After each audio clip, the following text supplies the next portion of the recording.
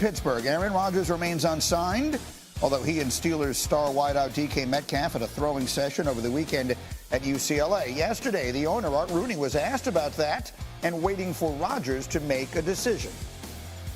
I would say it was a good sign that he wanted to do that, and when we keep hearing that, he's I guess headed in our direction, and so that seems to be, all signs are positive so far.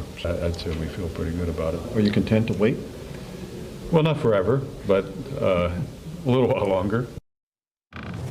Fascinating to watch. What Peter Schrager, your thoughts? Fascinating to watch that man in that corner waiting on a player. This is the Pittsburgh Steelers, and for years they had a mantra: we don't even talk about free agents. Like, we don't even put that word out there, and players would run to coach and run to play for them. That they've been put in this decision, they've kind of signed up for this. This is the dance they chose to dance, and that's because they didn't go heavy after Justin Fields. They didn't throw a ton of money at him. They could have probably really made a push there. They didn't even entertain Russell Wilson. Now you're in this situation, you're waiting on a 41-year-old player who last year missed the playoffs, and really his team underwhelmed in grand fashion, as I know my colleague here knows, and can talk about that at length. But you're now in April. The truth of the matter is, they were never going to dictate Aaron Rodgers' timeline. He still has the leverage on them because he can just say, you know what, I'm good, I'm going to retire. And they're waiting on him. So this is very uncomfortable for the Pittsburgh Steelers. And to see Mr. Rooney in that situation, standing there being like, that is uncomfortable for us as the media, because we've never seen that, Dan.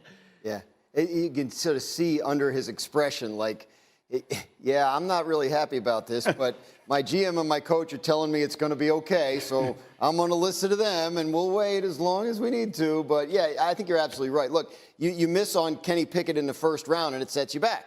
They are now in a situation where they do not have quarterback figured out. They don't know when they're going to have quarterback figured out. Even if it's Aaron Rodgers, it's a one-year Band-Aid, right? So you're going to have to draft somebody and hope to get it right this time. But, I mean, look, interesting to talk about price, right? Like last year, we were lauding the Steelers for these bargain deals they got on Russell Wilson and Justin Fields. And I remember sitting here saying, a year from now, they could be looking at neither one of these guys was the answer, and they got to go do this all over again. If we're going to call the Dallas Cowboys cheap, I think we have to point out that the Pittsburgh Steelers are kind of trying to go cheap at the most important position. They could have outbid the Jets for Justin Fields. That wasn't a crazy contract. So, yeah, I think they're trying to find bargains in a situation where that doesn't tend to pay off. So I believe they have put themselves in a position where there's no other alternative. Yeah. When you look at the quarterback position, right? And the thing that's kind of enticing about Aaron Rodgers, you look at him going into year 21.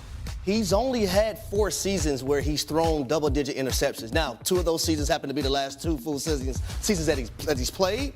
But at the same time, life after Big Ben has not been peaches and cream for the Pittsburgh Steelers. Oh, most certainly not. What should I read into? You're a receiver. What should I read into the fact that he and DK got together in L.A.? Well, you don't just mysteriously, hey, DK Metcalf, out of all the people that happens to be in L.A., hey, DK, let's go throw, let's have it film. I don't know who was filming, but I'm pretty sure it wasn't just a bystander. And just the 2 of them. Usually you'll get like 6 college guys out there, and you'll have a couple other. No, it's just the 2 of them. Are you suggesting that Aaron Rodgers did something for performative reasons?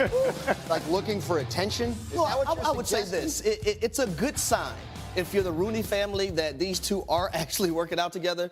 Because if you're Mr. Rooney, you want Aaron Rodgers to be your next quarterback. Yeah. And we'll see what their future looks like. And with an eye on that, today's a good day for me because there's a new mock draft out. Young fielding, Field Yates has his mock draft 4.0. And if we look a ways down in it, you would see the Steelers taking a quarterback, number 21, Jackson Dart. At the top, as many others do, he has Cam Ward going number 1 to the Titans and Shedeur Sanders 3 to the Giants. This I find particularly interesting, and let's bring Field into this conversation here. Field, talk to me about Shedeur going 3 to the Giants. They've made the moves that we've seen, Jameis Winston, Russell Wilson. They have Tommy DeVito there. What's the thinking behind putting Shedeur at 3 to the Giants? Yeah, we were just talking about this, Greeny, how the Pittsburgh Steelers last year added a couple of quarterbacks, and here they are, and it's already April, and they have no plan for 2025. So Russell Wilson and Jameis Winston both signed contracts that are certainly not reflective of guys that are sure bets to be your quarterback for maybe even a full season this year. And as a team, you don't plan on picking number 3 overall year in and year out. You can be just bad enough to be far enough removed from number 1 in the draft that you might miss out on a top quarterback prospect. The Giants learned that last year when they were at number 6 overall and tried to make a trade with the Patriots to get to number 3 overall, and the Patriots said, no, this Drake May guy is too good to bypass. So if the Giants are convicted on Shedeur Sanders, nothing they have done up to this point this offseason should hold them back from taking a player who could give them a chance to have a quarterback that could be theirs for the next decade. And I know that there are a lot of opinions on Shedeur Sanders. Mine is well stated. He's 16th overall on the big board. Let me just say this. We're in this era now where we're starting to see the haves and the have-nots with quarterback development. We have seen a lot of teams that have drafted quarterbacks high, done virtually nothing with them, and all of a sudden the second act of their career has become brilliant. Sam Darnold last season, who's now going to make a lot of money from the Seahawks. Baker Mayfield, we've seen Geno Smith in a much later phase of his career become a quality starter. I'd like to see some of these teams show that they have the goods to make these players, who may be imperfect, quality starters at the NFL level. Do you believe the Giants will take Shedeur Sanders at 3? I believe it's too soon to even say that. I know there's just 20 couple days left here, but Field Yates is right there. They haven't had their pro day yet. The Giants have not had a private workout with Shedeur Sanders. It's this week, right? To be clear, it's this week? Friday. Yep. They're going to have it, and it's one of the later pro days I could ever imagine, having it all the way on April 4th. But for anyone speculating that, like, it's right now the decision, it's still time to go. So do I believe they can take him?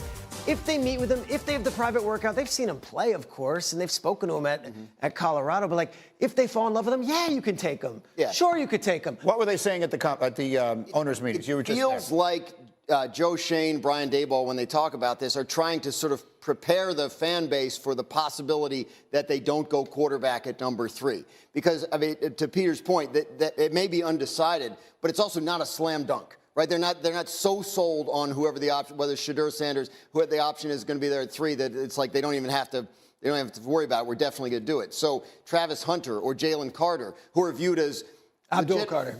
Abdul Carter, yeah. Did I say Jalen? Yeah. If Jalen Carter, that would be nice. they should They should take him, yeah. Abdul Carter viewed as franchise-changing players, and if you don't think that the quarterbacks available to you at 3 are, then maybe it makes more sense to wait and do it later. Get a Travis Hunter and be thrilled about that for the next decade. So, Grinny, for me, it's simple. And Phil used the word conviction. I'm going to use the word that Peter loved. If the Giants organization fall in love with Shedeur Sanders, you draft him at number 3. Otherwise, you draft Abdul Carter or Travis Hunter, whichever one is available at that pick. Field, final word. Yeah, I think that there are a lot of people that are saying, hey, it's April 2nd. Obviously, the Giants don't love Shedeur Sanders because we know about it by now, right? Well, Peter mentioned the pro day, which is on Friday. I'll be there in Boulder, Colorado, which that could be a point in which the Giants fall in love. Also, while there are years in which you know who you love from the minute the guy declares for the draft, I'm just telling you, there are